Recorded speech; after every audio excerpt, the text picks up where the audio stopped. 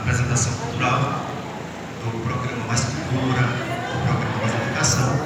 E essa apresentação, ela é fruto desse produto final, que foi um documentário que a gente produziu dentro do Mais Cultura, que hoje pela manhã foi apresentado, e também produzimos este DVD, falando sobre a história da cultura cariense, da economia, da gastronomia, enfim, de modo geral. Então a gente escolheu um personagem dentro da cultura cariense, que é o vaqueiro, esse grande ícone do sertão sertõense, e hoje, agora aqui à tarde, o grupo de alunos irá apresentar, dramatizar a música, a saga do vaqueiro, tirado aqui do documentário do Mais Cultura. Então, convido o professor William Pontes, monitor também, ele poderá tecer breves comentários sobre o trabalho, sobre a apresentação, que será exibida logo mais dentro de pouquíssimos instantes para os nossos educadores aqui presentes.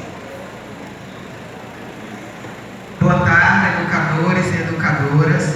É com imenso prazer que os nossos alunos da Escola Municipal MHB, a Major Pessoa Brito, têm o prazer de trazer uma apresentação desenvolvida no programa Mais Cultura, onde nós trabalhamos várias técnicas de dança, música, teatro. E essa apresentação vai explorar tudo isso. Eu espero que vocês gostem.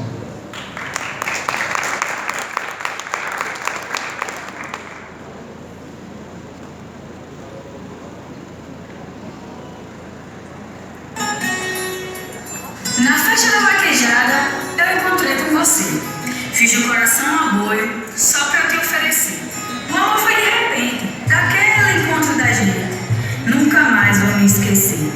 No forró, uma sanfona gemendo apaixonada. Naquela noite de lua, às 2 da madrugada. Eu namorei com você, vi o dia amanhecer. Você me jurou amor, minha jura também fiz. Eu queria lhe querer, você me querendo me quis.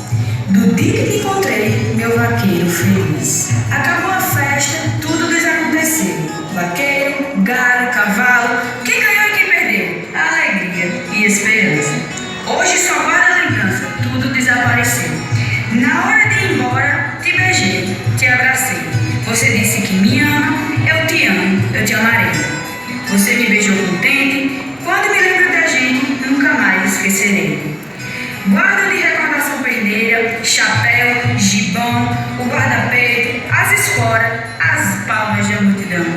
Eu guardo na minha mente o amor do amor da gente. Eu guardo no coração o meu vaqueiro feliz.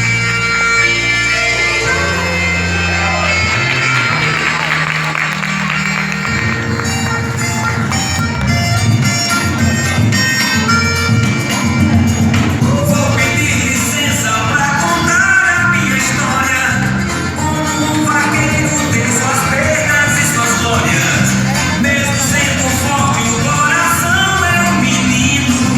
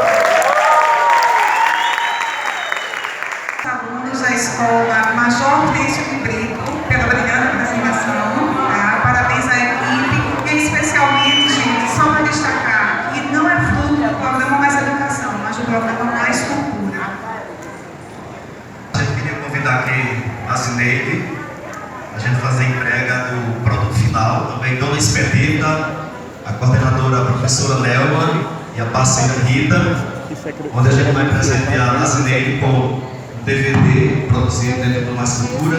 Aqui a gente escreveu sobre a história e a cultura acariense aqui na Zineide. Eles são do Mais Educação e o Mais Cultura, porque os dois programas, né, devem trabalhar juntos, né? Essa é a ideia do MEC e do MIC, né? Então, o DVD para você, e aqui você vai receber esse documentário contando toda a história da Caribe, né? A cultura, o presente, a gente fez as visitas, as oficinas, e o grupo de alunos e outros que não puderam estar presentes, nós produzimos, também com eles, esse documentário que você recebe agora.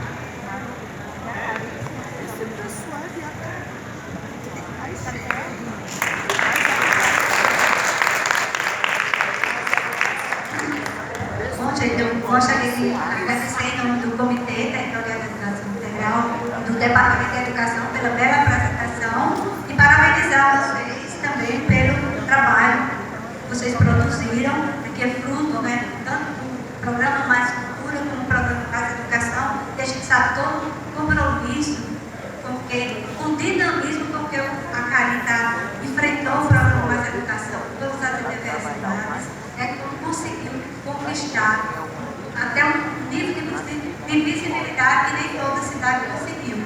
E o trabalho foi apresentado recentemente, né, nos grupos, e bastante elogiado. Então, assim, o caminho é esse, é compromisso, integração e, com certeza, uma equipe que veste a camisa, não somente dos programas, mas da educação. Estão lá, está aqui, em qualquer lugar, mas o compromisso com o que é mais importante, que são essas crianças, né? As crianças, uma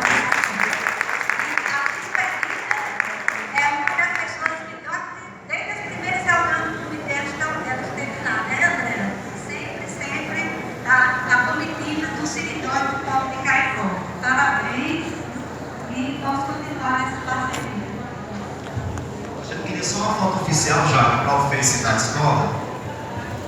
Gente, eu agradeço as palavras da Zineide. Eu sempre estive presente nas reuniões do comitê, não perdi nenhuma. E nós estamos, o programa Mais Educação deu uma parada com os recursos, mas com os trabalhos não. Essa escola Major Hortência, ela continua, as outras também, todas que têm Mais Educação, continuam bem, mas essa, ela abraçou tudo. E nós estamos ainda com os monitores todos lá trabalhando, a prefeitura nos ajudando e não paramos, estamos esperando continuar e há uma perspectiva de ser a escola em tempo integral. Essa.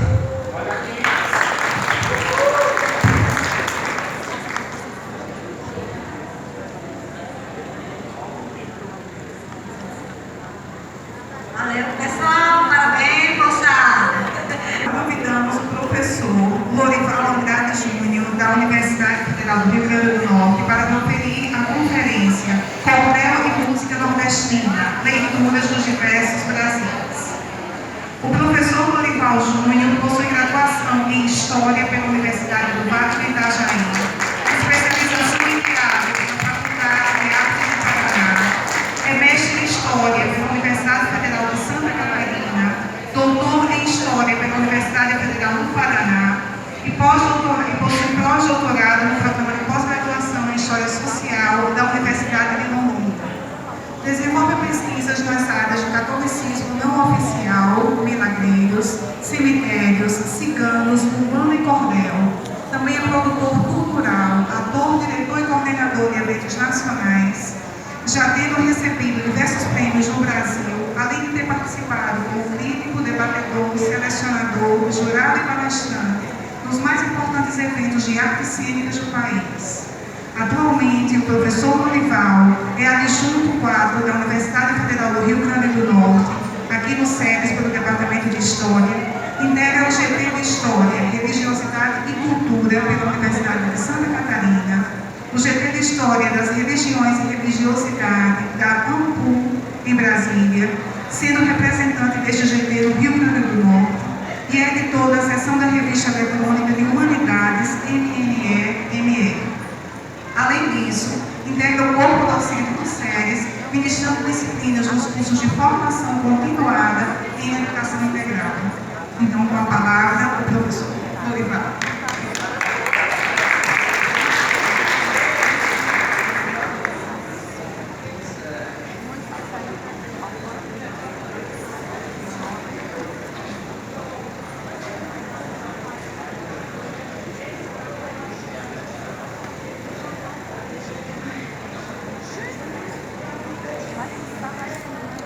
Primeiramente, agradecer à professora Nazileide pelo convite de estar aqui no segundo encontro norte-rio-grandense de educação integral.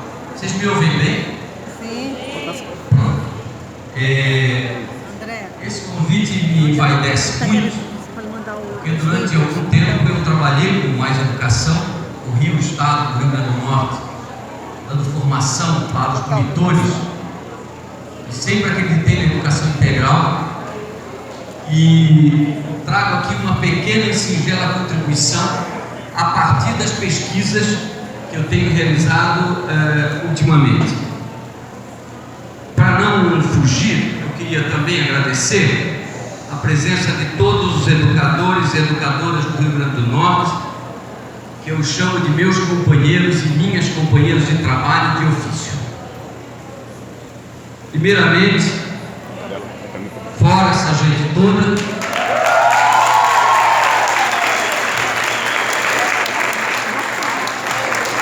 hoje nós vivemos um momento muito difícil da vida nacional e internacional. Eu não coloquei somente nossos miseráveis políticos brasileiros, como esse canalha do Temer, como esse escroto do Bolsonaro, mas também eu cito alguns outros políticos que têm me dado asco nos últimos anos. O Trump todo mundo conhece, e eu fiquei chocado, não sei se vocês estão acompanhando na França, a eleição na França, todo mundo acreditava que a Le Pen, que é essa primeira, era a pior dos mundos para a França. Só que nas prévias prévias do partido de direita, ganhou o François Fillon, que é em segundo, que entre uma das propostas dele, pasmem, é acabar com a multiculturalidade na França.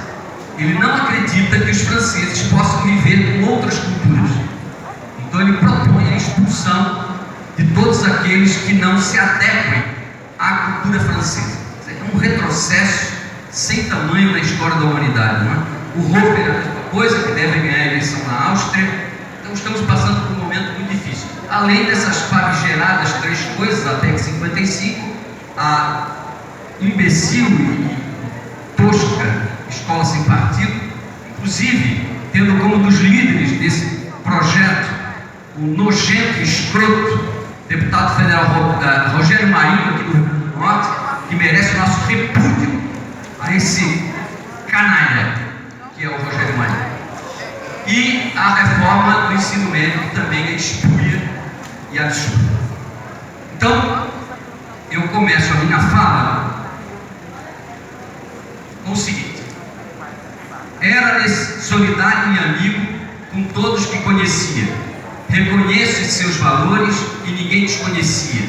Já provei dessa grandeza, digo isso na certeza que Emílio nos garantia. Um sorriso cativante, um artista genial, confere a autenticidade de um homem natural. Em sua porta bati, muita fartura bebi, com alegria sem igual. No dia 20 de maio do ano de 2006, a morte bem sorrateira chegou fazendo sua vez. O bom forró enlutou-se e Julião encantou-se com a música na viuvez. Eu já falei de Emino, artista timbalbense, sou da gema do sertão, sou Afonso Bezerrense. Nesses versos que escrevi, com astúcia descrevi, grande voz feridoense. Voltando ao ponto final, cumprindo minha missão, lavro a última estrofe com grande satisfação. Está, portanto, encerrada a história versejada de Emílio Julião. Lendo esse pequeno trecho do cordel Emílio Julião, do Seridó a Copacabana, de Neto Braga, publicado em julho de 2007, presto minha homenagem ao timbalbense Emílio Julião, que no último dia 13 de novembro estaria completando 80 anos de idade. Da mesma forma, aproveito para homenagear uma cantora potiguar, nascida em Açu, que se destacou como uma das maiores e melhores intérpretes da grande era do rádio, sobretudo na década de 50, a grandiosa intérprete Núbia Lafayette, que pouca gente fala sobre ela aqui no Rio Grande do Norte. Tenho dito, por todos os cantos que passo, que não é possível alcançarmos minimamente o que genericamente chamamos de cidadania, sem antes refletirmos sobre que tipo de cidadão queremos formar. Se queremos um cidadão apenas cumpridor de seus direitos e deveres, sem questionar, sem criar, apenas repetindo o que já está estabelecido como correto, acredito que as artes, a filosofia e a sociologia são dispensáveis. Mas, se queremos um cidadão crítico, criativo, autônomo, responsável em construir um mundo menos injusto e mais igualitário, essas áreas do conhecimento são lapidares. Nós, que trabalhamos com história, sabemos o peso que foi a aula inaugural de Ranke na Cátedra de História da Universidade de Berlim em 1810. Ao definir que ciência e artes não podem caminhar nos mesmos trilhos, já que para ele história era ciência e a literatura, sobretudo, era ficção, abstração, não caberia utilizar fontes ligadas às diversas artes para entender a história. Isso nos custou muito caro. Na minha avaliação, não é possível compreender a história como uma ciência. Eu, por exemplo, não defendo isso. Eu entendo história como uma arte. O que nos diferencia da literatura são as fontes. Estas sim, nos dão os caminhos e as respostas, mesmo que parciais, às nossas perguntas. Como a história é construída por homens, nada melhor do que entender o homem também por sua produção. Ranke indicou que as artes deveriam ficar no campo das subjetividades, ou seja, longe do campo científico desejado pelos historiadores do século XIX. Só que nós todos que estamos aqui, nós todos aqui, também somos subjetividades. Todos nós. Da mesma forma que os homens e mulheres do passado, temos e somos guiados por sentimentos. Somos seres sensíveis. Somos mediados pelas sensações que o nosso corpo abstrai do mundo exterior. Somos ensinados desde o nosso nascimento a entender as sensações e a praticá-las. Aprendemos a chorar nos momentos certos, aprendemos a dizer eu te amo com uma determinada tonalidade de voz, aprendemos a ter medo, aprendemos a amar e trair. Ninguém nasce com as sensações buriladas. Aprendemos observando, nos relacionando com os outros agentes culturais do nosso meio. Nada nasce pronto. Não há naturalidade na história humana. Neste sentido, defendo que as artes são formas extremamente eficazes de nos conhecermos melhor, como seres que vivemos neste mundo em sociedade, em culturas diferentes e em desejos diversificados. Não somos máquinas de precisão, somos seres subjetivos, seres mutáveis, seres contraditórios, seres aprendizes. Para não me alongar, utilizo como exemplo o que falo para os meus alunos em relação à subjetividade do tempo. Eu digo a eles o seguinte: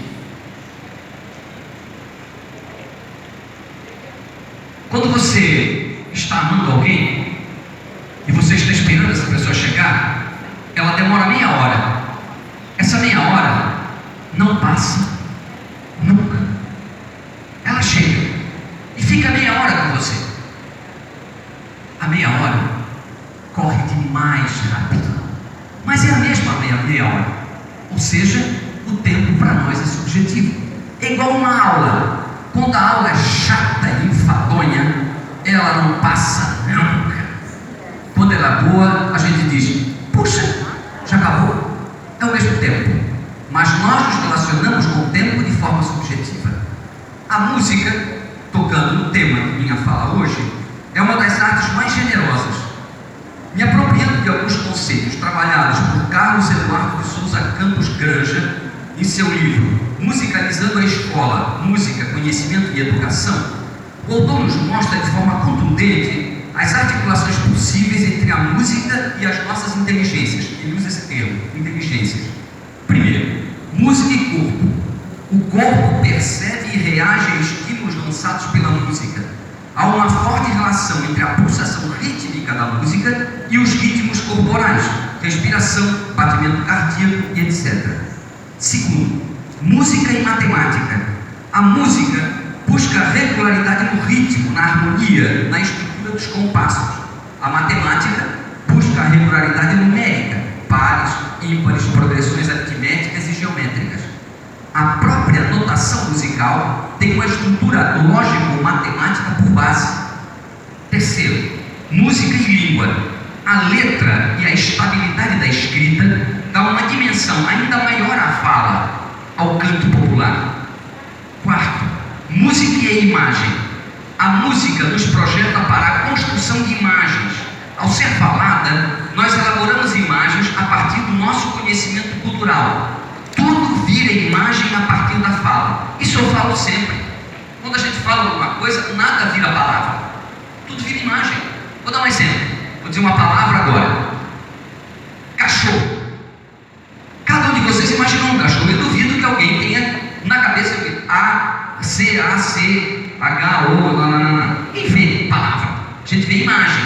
Então a música, além da letra e a própria musicalidade dela, faz nos construir muitas imagens, muito mais que o discurso do que eu estou fazendo aqui, por exemplo.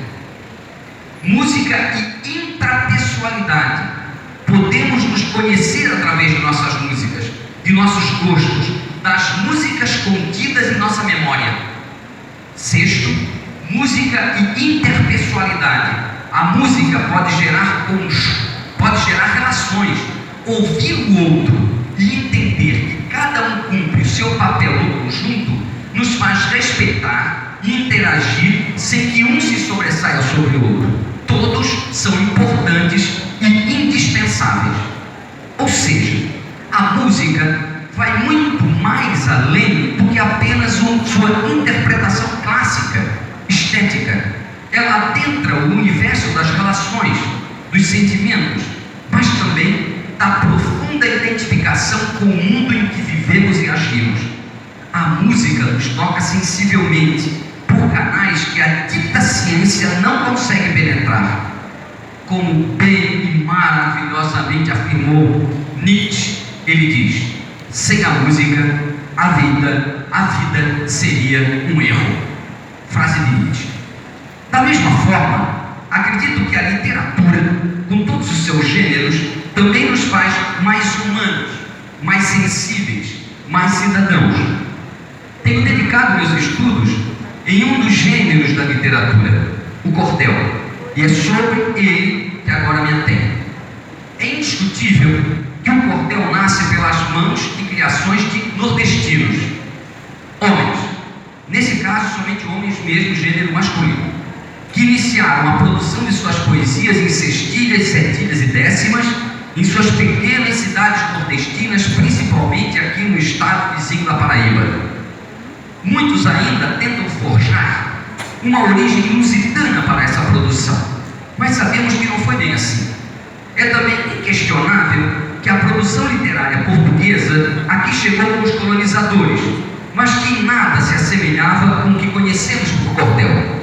Suas poesias eram em quadras e normalmente contavam histórias que já haviam ressignificado de outros espaços, como a Espanha e a França sobretudo.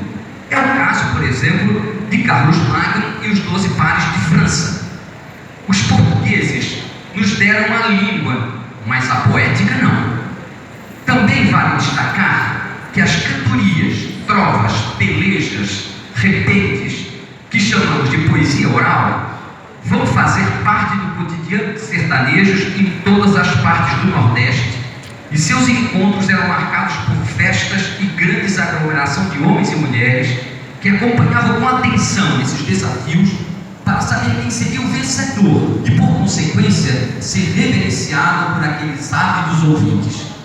Nisso tudo, há um pouco, quanto não muito, de imaginação. A histórica peleja de Romano de Mãe d'Água e Inácio da Catingueira, dizem, durou 8 dias e 8 noites. Sabemos que, ao contar essas aventuras poéticas, o sertanejo se sentia elevado ao mundo das ousadias. Mas não podemos continuar afirmando que essas cantorias influenciaram a produção cordelista. Sabemos que o contrário é mais pertinente. Dizemos isso observando a transformação que esses embates terão a partir da publicação dos primeiros folhetos de cordel, que vão, a partir deles, estabelecer regras para os versos, métrica e rima. A partir desses folhetos, normalmente em cestilha, forma mais utilizada no universo cordeliano, as próprias pelejas assim também o fariam, já que anteriormente eram um quadra ou um misto de várias técnicas. O cordel, que tem sua origem remarcada pela publicação do folheto A Força do Amor, a História de Alonso e Marina, de Leandro Gomes de Barros, publicado entre 1890 e 1890 e 1895, e inicia a trajetória cordelista na elaboração de histórias narradas por homens do povo, que não haviam conseguido frequentar o ensino formal